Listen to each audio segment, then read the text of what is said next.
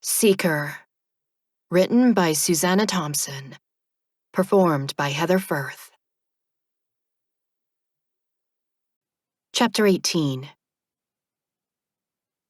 We watch my favorite show, although it might not be the absolute most popular current teen show on TV. It's a show that Chloe and I never missed an episode of, and I wasn't sure how I would handle watching it without her. I start from the beginning with the pilot episode so Silas will know what's going on, but I become completely engrossed in it with him. So, I say after the first episode ends, werewolves don't really exist, right? No, he answers seriously, despite my rather ridiculous question. They are a myth. That's what I thought, but I had considered the possibility that they might exist in some remote place in the world, and it had just occurred to me that Silas would know for sure. Since he's not laughing at me for asking, I decide to ask about another myth that I had always wondered about. After all, Silas was supposed to only be a myth himself. What about Bigfoot? I question. Is he real? Who is Bigfoot? Silas inquires. You know, Bigfoot, I reply, like repeating the word will make him understand it. At his continuing lack of comprehension, I grab my phone off the coffee table and pull up an illustration of Bigfoot to show Silas what he looks like. I've not seen this creature, he tells me. Oh, I respond with a bit of disappointment, because Bigfoot hadn't seemed completely far-fetched since he was more human-like than monster, and it had been fun to imagine him roaming the wilderness. I take one last stab at it with another childhood favorite. Fairies? Do they exist? He knows what I'm talking about this time. No, I have never seen one. Since he's been around for so long, I imagine he would have seen one if they existed. They are just as magical as angels to me, and Silas had confirmed the existence of angels. I would love to see an angel myself, so I'm jealous of Silas. What else have you seen besides angels? I mean, supernatural stuff, like vampires. I had to throw vampires in, just in case. Demons, he replies. His expression is neutral, so I don't think he's joking. But I question his answer anyway. Demons? For real? At times, I've seen them lingering near those who are particularly evil. I just stare at him before asking my next question fearfully. What do they look like? Not as they are depicted by your artists, he answers calmly. They look like men with horns. I'm momentarily thrown by picturing a man with a unicorn horn on his forehead. Horns? He places his hands against both sides of his head with the index fingers sticking up to indicate horns. The ones I saw had horns reaching up to the ceiling. It's a very creepy image, and I shift closer to him on the couch in my desire to feel safe. I wish he wouldn't have told me that something so scary exists, and I click on the next episode of the show to take my mind off it. We watch several more episodes before my mom calls to ask when I'm coming home. My uneasiness returns as I'm preparing to leave. Are you okay here alone? Yes, Silas states. I have everything I need to live as a human. I wasn't talking about basic necessities, but he seems to be okay, so I leave it at that. I would be scared to be alone if I had seen demons, but it doesn't seem to bother him. I remind myself that Silas, too, was once feared by most people. That night, I have a nightmare that I'm being chased by the devil inside an enormous oven, and I have never been so grateful to wake up as I am that morning. You gave me nightmares, I complain to Silas when I see him at school. I dreamed that the devil was after me. He doesn't even attempt to comfort me. The devil is after everyone.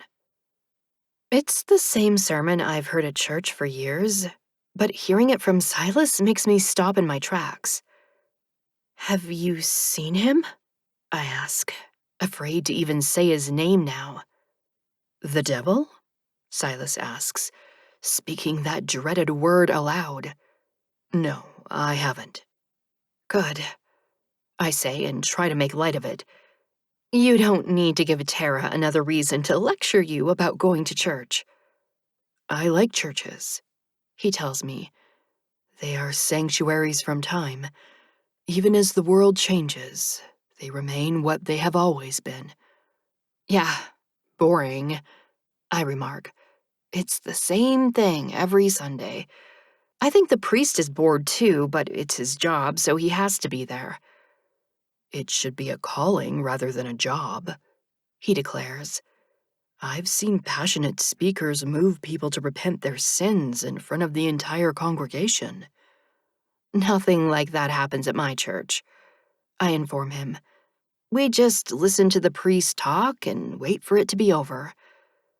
That's how most of my classmates are, he says. They have no interest in what is being taught. School is boring sometimes too, I agree. I can't wait until I graduate and get a job. You'll enjoy working more than being a student? He questions. I don't know, I admit. I just feel like I want to do something. What do you want to do? He inquires.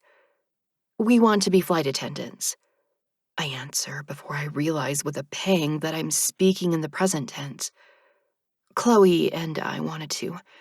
We were going to travel all over the world for free. Traveling is your passion? He asks. I shrug.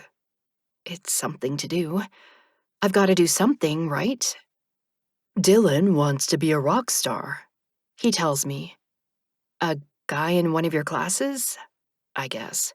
Yeah, that'll happen. How do you know? Silas questions. I was being sarcastic, I explain. Forget it. What about you? Do you have any idea about what you want to do? I want to get married, he declares. Okay, I remark. You want to get married, but you don't want to date. Do you see the problem with that? Who are you going to marry if you don't have a girlfriend? I'm going to marry you, he states. I am literally saved by the bell, because Silas hurries away after announcing that he must get to class. He has left me bewildered and baffled as to why he wants to marry me. There has never been anything remotely romantic between us at all. I have no chance to confront him about it at school, because there are too many people around at lunch. Silas isn't acting any different around me. Not like he's suddenly in love with me or anything, so I don't know why he made that declaration.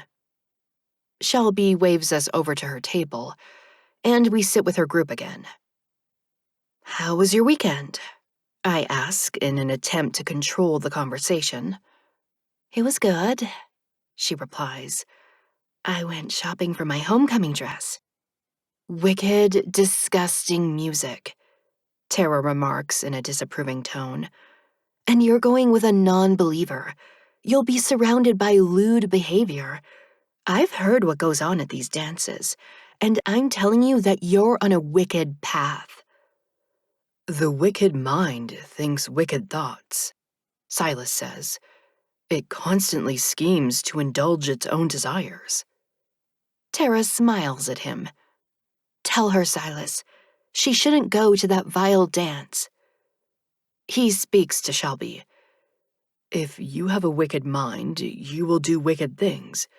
Avoiding the dance won't save you. Silas, I admonish him. He just says these crazy things, I explain to her. Don't take it personally. No, she states. I think he made a good point. Going to a dance won't make me do anything that I don't want to do. I'll still be a Christian no matter where I am. I still think you're making a mistake, Tara comments with a sour face. Well, How was your weekend? Shelby asks me. She watched television with me, Silas volunteers. More television? Tara asks in distaste. Did you go to church? No, he answers. We were watching Teen Wolf. Shelby is trying not to laugh, but she's failing. I notice that Kevin looks sheepish, which makes me suspect that he watches the show too. Jared just looks plain amused, so it seems that Tara is the only one without a sense of humor. Teen Wolf? She says it like she's talking about something foul. What did you learn from watching that compared to what you learn in church? I learned to speak current slang, Silas tells her. How are you, bro? He inquires of Kevin. I'm good, bro, Kevin answers him. Tara's not done yet. There must be something important it taught you if it was worth missing church. It taught me nothing except slang, Silas explains to her. The rest of it is the same battle between good and evil that's in many stories. It's the eternal struggle. You don't need anything except your Bible, Tara counsels him. I don't have one, he tells her, shocking her more than with anything he said previously. I'll bring you one, Shelby offers.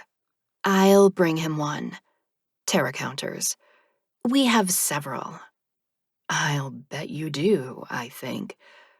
Actually, I'll give him one of mine. I have 2 on my desk at home. You do? Silas asks. I didn't see any Bibles when I was hiding in your room. I groan inwardly at my stupidity. Even Shelby looks shocked at this announcement. Tara's face is pinched so tight that it's a wonder it doesn't crack under the strain. Why were you hiding in her room? I had nowhere else to. I cut him off by banging my fist on the table and shooting up out of my seat. We have to go now. This time, I'm more annoyed than embarrassed as I throw away most of my uneaten food and hurry out of the cafeteria. Silas brings his hot dog with him as he follows me out into the hallway. The guy sure loves to eat. I told you to stop telling everybody everything, I exclaim. Now they think that we were sinning. He swallows the food in his mouth. I'll tell them I slept on the floor. No, I order him. Don't say anything else about it. Don't even mention it again. He studies me with a perplexed expression. It is my understanding that sexual immorality is no longer scandalous in this era. Why are you upset? People still gossip, I explain. I don't want them spreading rumors that I was doing something I wasn't. Then we must tell them the truth, he says.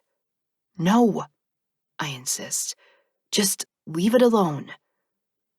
He stuffs the rest of his hot dog into his mouth and chews it down before grabbing my hand and trying to pull me back into the cafeteria with him. I wrench my hand away, but he doesn't slow his determined stride, so I follow him anyway. He walks right back to Tara's table. I've never had sex, he announces.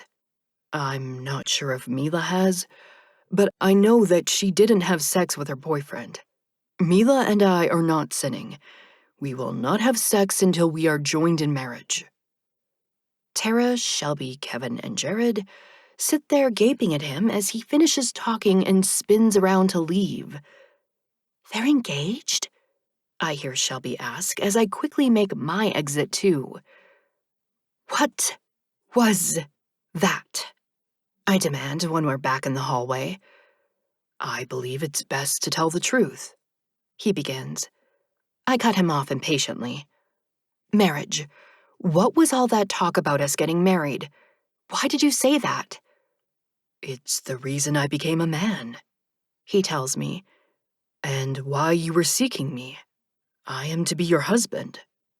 Where did you get that idea? I ask him. What other reason would there be for me to become a man?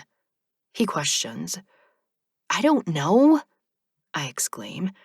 But there has to be another reason because this is crazy. Why is it crazy? He inquires. Because it is, I reply. You don't just decide out of the blue to marry someone. How do you decide? He asks. I know that parents are no longer involved in choosing whom their children will marry. We don't have arranged marriages. I agree. It just happens. People date and fall in love and then they get married.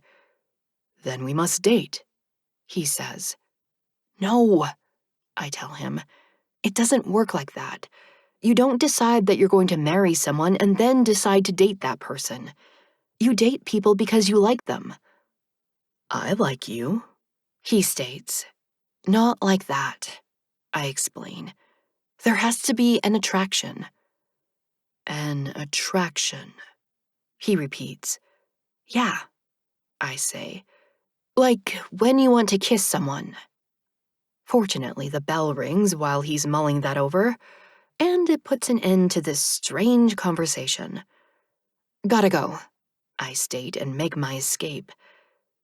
Silas still has a lot to learn about being human, I think to myself as I walk away.